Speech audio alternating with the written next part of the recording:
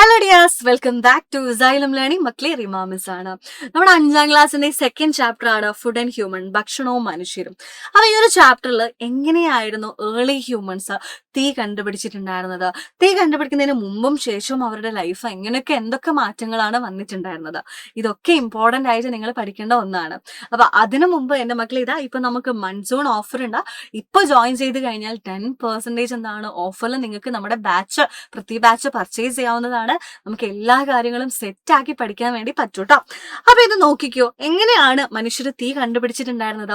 Yes അല്ലേ, ഇത് dry Woods കല്ലിൽ ഉരച്ചോ അല്ലെങ്കിൽ കല്ലുകൾ പരസ്പരം എന്താണ് ഉരച്ചോ ആണ് തീ കണ്ടുപിടിക്കുന്നതെന്നാണ് നമ്മൾ കേട്ടിട്ടുണ്ടായിരുന്നത് അല്ലെ. അപ്പൊ എങ്ങനെയാണ് തീ കണ്ടുപിടിച്ചത്?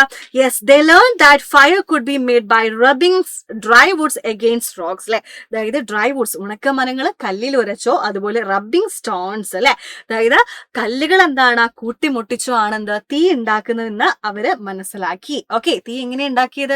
അവരെങ്ങനെ ഉണ്ടാക്കിയത്? റബ്ബിംഗ് സ്റ്റോൺസും അതുപോലെ ഡ്രൈ വുഡ്സ് അഗെയിൻസ്റ്റ് റോക്സ് അല്ലെ, ഉണക്കമരം പാറയിൽ ഉരച്ചോ അതുപോലെ കല്ലുകൾ എന്താണ് കൂട്ടിമുട്ടിച്ചോ ആണ് അവർ തീ ഉണ്ടാക്കിയത്. അതുപോലെ തീ കണ്ടുപിടിക്കുന്നതിന് മുമ്പ് അവര് ഭക്ഷണം റോ ആയിട്ട് പച്ചക്കായിരുന്നു കഴിച്ചിട്ടുണ്ടായിരുന്നത് കേട്ടോ. In earlier times they eat food raw as they did not know the use of fire.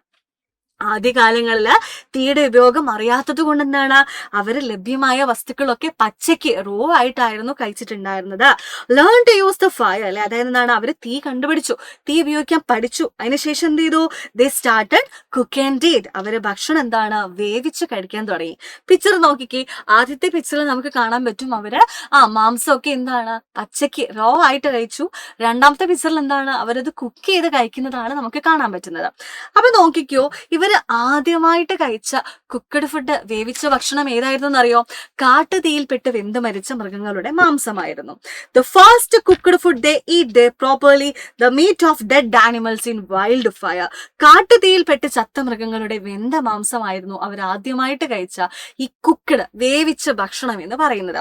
Okay, അതുപോലെ എന്താണ് അവര് തീയെ കണ്ടുപിടിച്ചു, അതിനെ കൺട്രോൾ ചെയ്യാൻ പഠിച്ചു. അതിനുശേഷം അവർ എന്ത് ചെയ്തു? They started to cook meat and fish അല്ലെ. അവര് എന്ത് ചെയ്തു? മാംസവും മത്സ്യവും ഒക്കെ എന്താണ് ചുട്ടു തിന്നു. അതുപോലെ അവരെന്ത് ചെയ്തു എന്ന് പറയുന്നത്?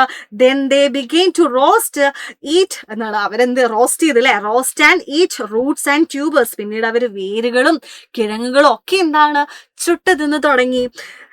That is how humans developed the culture of cooking and eating. ഇങ്ങനെയാണ് മനുഷ്യർ എന്താണ് ഭക്ഷണം പാകം ചെയ്ത് കഴിക്കുന്ന രീതിയിലേക്ക് എത്തിയിട്ടുണ്ടായിരുന്നത്.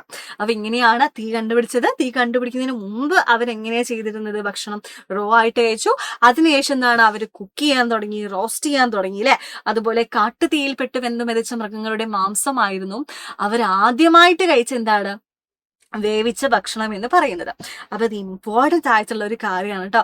തീ കണ്ടുപിടിച്ച് എങ്ങനെയാണ്, അതുപോലെ തീയും ഭക്ഷണവും തമ്മിലുള്ള ബന്ധം എന്താണ്? യെസ്, തീ കണ്ടുപിടിച്ചതിന് ശേഷമാണ് എന്താ അവർ കുക്ക് ചെയ്ത് കഴിക്കാൻ തുടങ്ങിയത്.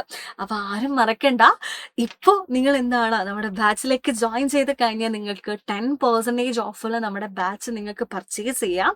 അതുപോലെ നമ്മളെല്ലാ ഫാക്കൽറ്റീസിനെ കൂടെ നിങ്ങൾക്ക് അടിപൊളിയായിട്ട് എല്ലാം മനസ്സിലാക്കിയിട്ട് പഠിക്കുകയും ചെയ്യാം. അപ്പൊ നിങ്ങൾ ചെയ്യേണ്ട ഒന്നുമില്ല, താഴെ കാണുന്ന ആ ഒരു നമ്പറിലേക്ക് കോൺടാക്ട് ചെയ്തിട്ട് നിങ്ങൾ നിങ്ങളുടെ അഡ്മിഷൻ എന്താക്കുക, ഉറപ്പുവരുത്തുക. അപ്പൊ ഇതേപോലത്തെ ഒരുപാട് വീഡിയോസ് ആയിട്ട് നമ്മൾ ഇനിയും വരുന്നതായിരിക്കും. ഏറ്റവും ഇമ്പോർട്ടന്റ് ആയിട്ടുള്ള കാര്യങ്ങളൊക്കെ നിങ്ങൾക്ക് എന്താണ് ഇതുപോലത്തെ ചെറിയ ചെറിയ വീഡിയോസ് ആയിട്ട് പറഞ്ഞു തരുന്നതായിരിക്കും. നമുക്കിനി എന്താണ് അടുത്ത ക്ലാസ്സിൽ കാണാം. Bye guys.